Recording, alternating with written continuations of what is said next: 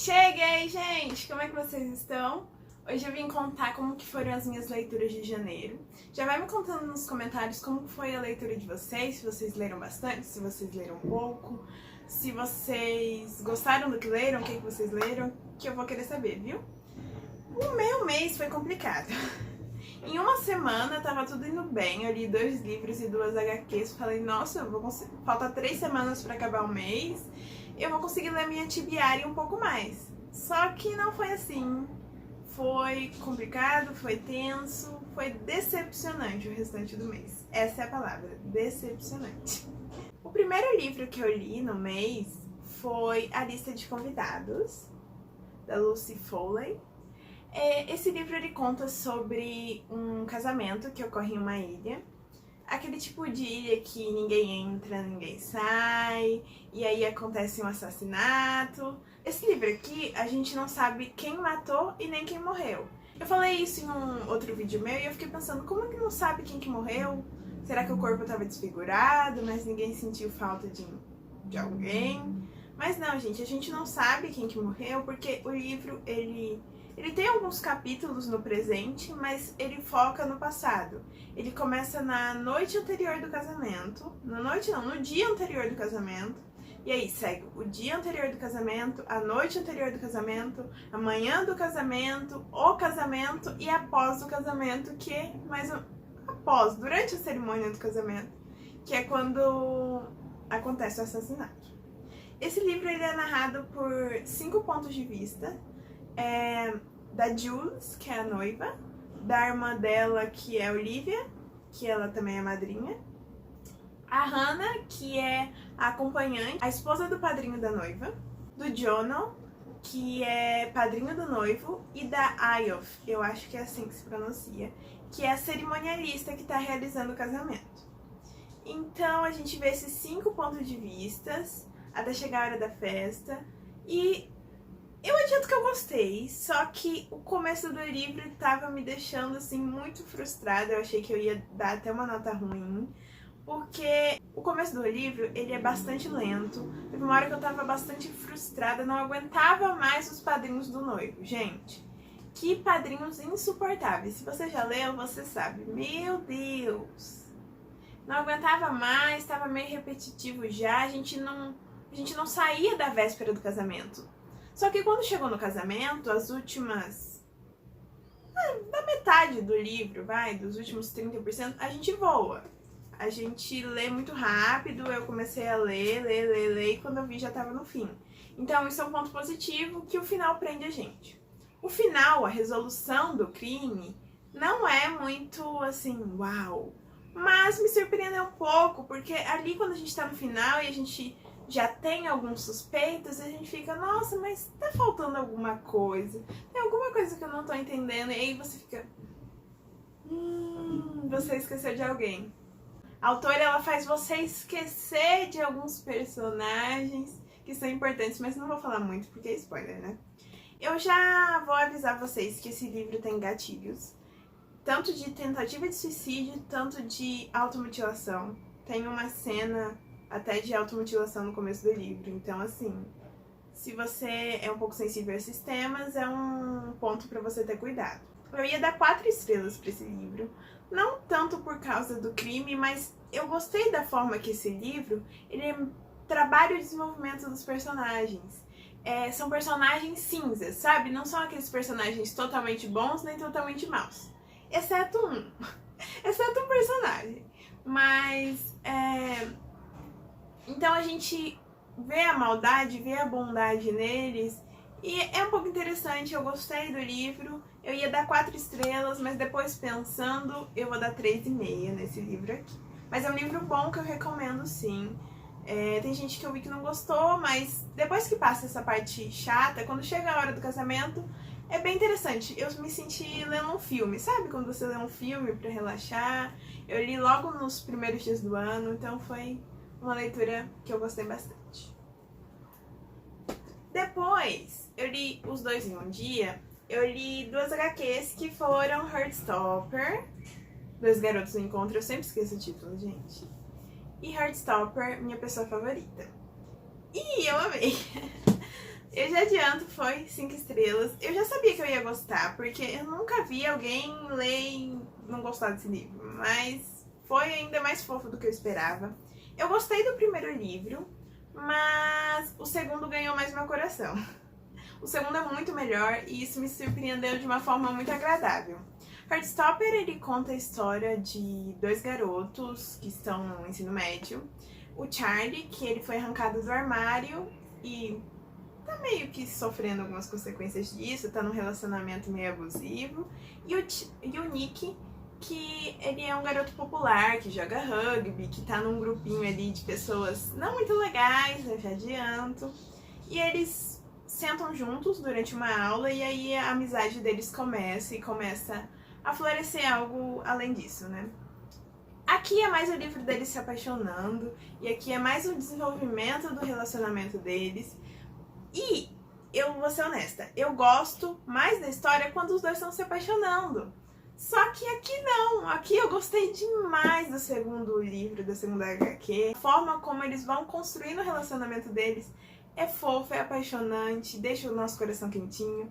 E a forma que o Nick, ele vai se descobrindo, vai entendendo melhor o que ele sente, é perfeito, gente. Gostei muito dessa HQ e eu recomendo pra vocês. E é isso, nota 5, gente, não tem mais o que falar. Pra quem não sabe, Heartstopper vai virar uma série na Netflix. Vai sair agora na primavera dos Estados Unidos, que é março, abril. Então tá pertinho, o elenco é super fofo. Como eu gostei muito da HQ e do elenco, eu já imagino que eu vou gostar da série. Mas mesmo assim, o que vocês acham de eu fazer alguma sériezinha de vídeos contando o que eu achei e resenhando melhor, né? Comparando com a HQ, porque aqui eu falei bem por cima. Se vocês quiserem saber a minha opinião mais aprofundada, porque tem muita coisa que eu quero falar sobre, e sobre a série também, me falem aqui nos comentários. Logo em seguida, nessa mesma semana, eu li Cavalo Amarelo, da Agatha Christie. E, gente, me surpreendeu demais. Eu já li vários livros da Agatha Christie, e esse daqui se tornou um dos meus favoritos. Ela lançou quando ela tinha, deixa eu ver aqui, 71 anos, gente. Ela lançou esse livro quando ela tinha 71 anos. Foi um dos últimos livros dela e eu senti que ela saiu muito da zona de conforto dela. O meu livro favorito dela é A Casa é Torta. Eu não vejo muitas pessoas falando sobre esse livro dela, mas é muito bom. Eu já li Não Sobrou Nenhum, O Assassinato na Esperança do Oriente, mas pra mim não supera A Casa é Torta. Só que esse aqui virou um dos meus favoritos porque foi totalmente diferente das coisas que eu li dela. Eu sentia, por mais que ela seja uma das minhas autoras favoritas, talvez a minha autora favorita, eu sentia que ela tinha muito uma fórmula e ela aplicava essa fórmula em quase todos os livros dela. Então, não surpreendia tanta gente. E aqui não, eu percebi que ela quis fazer uma coisa diferente, ela usou referências da época, você vê que tem uma pesquisa, tem um empenho, é um livro super atual para a época que foi publicada. Tem até algumas coisas de psicologia, psicanálise, pra quem não sabe, eu sou estudante de psicologia, eu falo isso em todo vídeo, né? Vai que você tá chegando por aqui e não sabe. Mas enfim, eu gostei demais. Nesse livro aqui a gente acompanha o Mark, que é um narrador, personagem, né? A gente vê a história no ponto de vista dele, super carismático, assim... Não carismático, mas você gosta dele. Eu adorei o Mark, tem uma pitadinha de romance ali também. Essa história é sobre uma mulher à beira da morte que chama um padre pra se confessar ali, né, no seu leito de morte. E o padre, ele é assassinado logo depois de que ela conta um segredo pra ele. E tudo que a gente tem como pista é uma lista que tava no sapato dele. Então... O Mark fica sabendo dessa história por um amigo dele que era da polícia e ele percebe que tem algumas coincidências sobre alguns nomes da lista e então ele vai investigar e é muito legal. Eu gostei.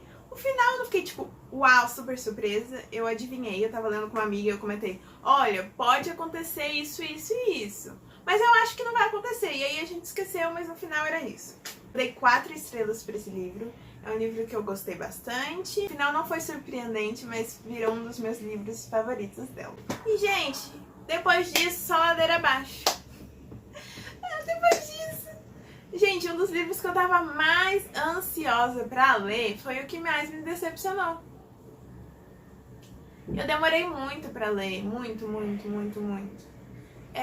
Eu já convido vocês a ir lá no Instagram do canal, eu vou postar hoje, a página de lidos do mês. Eu anoto todo dia o tanto que eu li e que livro que eu li, pra vocês terem uma noção do ritmo de leitura que foi isso. Eu vou deixar na descrição o Instagram e vamos lá, gente. Não fiquem chateados se você gostar desse livro, mas não foi pra mim. A Vida Invisível de Ed La Rue. Eu comentei que eu tava muito ansiosa pra ler esse livro, só que eu fui com altas expectativas pra esse livro. E eu sabia que ele era lento, porque eu já ouvi alguém falar. Só que assim, gente, uma coisa é um livro ser lento, uma coisa é um livro assim, não acontecer nada. E quando acontecer, o plot ser muito fraco.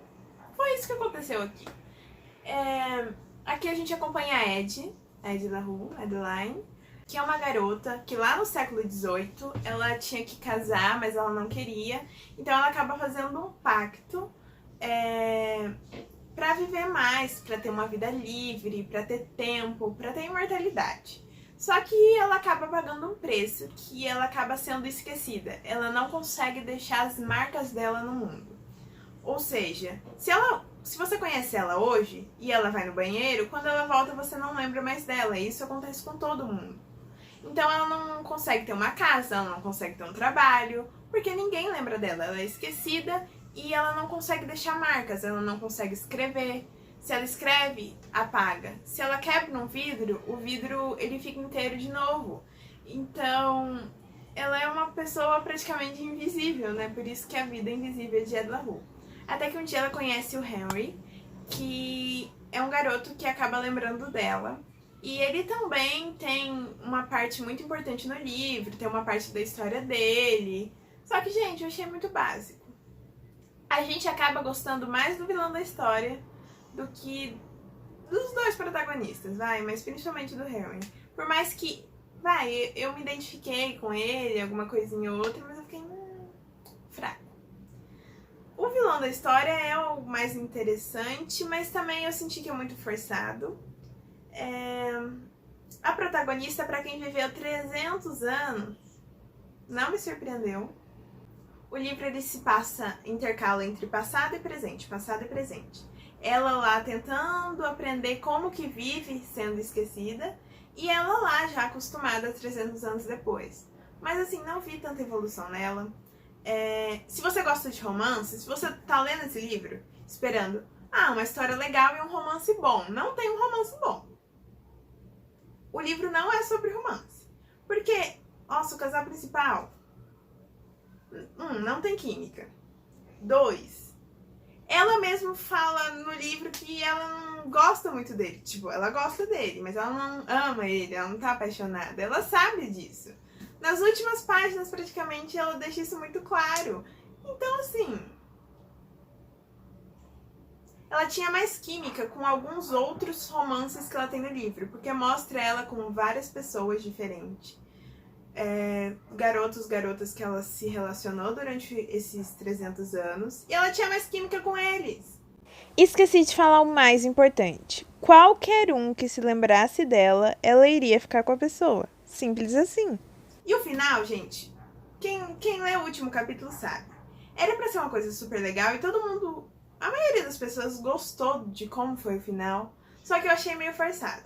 Eu achei que, quem leu sabe, a Ed tava tentando convencer a gente de que era isso que ela tava fazendo. Ou convencer ela mesma. Mas eu achei que ela tava forçando um pouco. Enfim, não gostei desse livro. Eu gostei de algumas coisas, eu gostei de algumas discussões sobre ser lembrada, sobre viver uma vida curta, incrível e ser lembrada, ou viver uma vida longa e insignificante. Eu gostei de várias discussões, por isso que eu vou dar 3. Mas eu tô decepcionada demais, porque eu esperava assim, eu esperava um favorito, eu esperava um nota 5, então, Como eu demorei muito tempo lendo esse livro, eu terminei praticamente no final do mês. Não só porque é um livro longo, tá, gente? Porque se eu gosto mesmo, eu leio esse livro em 1, 2 dias, não tem problema. É porque era realmente cansativo, eu não queria ler, não tava fazendo eu pegar e querer ler, sabe? Eu comecei um livro ali 30%, mas eu também não tô gostando tanto. Mas, sei lá, não é que eu não tô gostando tanto, mas tá ok, assim. Que é o Guia de Mecânica Celeste para Damas. É um romance de época, entre duas mulheres, do meio da ciência. É legal, eu tô aprendendo várias coisas sobre astrologia, mas eu ainda não terminei de ler, então não vou falar muita coisa. Eu quero terminar de ler hoje, e aí eu conto nos lidos de fevereiro. É isso, gente. O vídeo vai ficar por aqui. Essas foram as minhas leituras. Deixa o like, por favor, e se inscreve. Não vai embora antes de fazer isso, por favor. E me contem aí como é que foram as leituras de vocês. Beijo.